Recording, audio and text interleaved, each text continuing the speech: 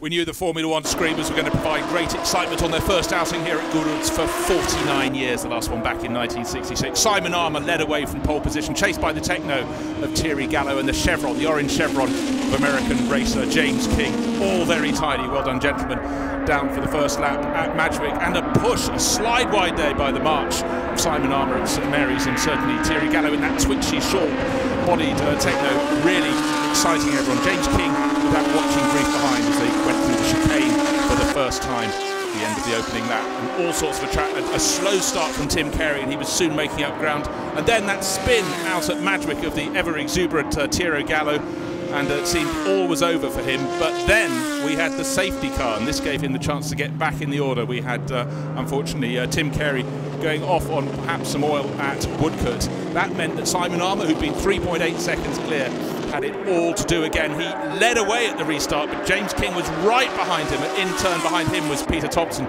seeing if he could have a bite at the apple. Ian Bankhurst there in number 3 in 4th place. But Simon Armour held on at the front. It looked as though he had done enough, and Bankhurst had a look inside. Thompson got past, but then those positions were reversed very soon after that. Again, as Thompson wanted to get back to the leading group, and he did. But right down to the end of the race, we had people pushing hard, too hard. A spinner down there at Madgwick, that's number 14, going around the Lotus. But up front, it was Simon Armour hanging on. It looked as though he'd done enough. He was still dictating the pace, but James King got closer and closer. All he could do was put pressure on Simon Armour and hope that something would come of it.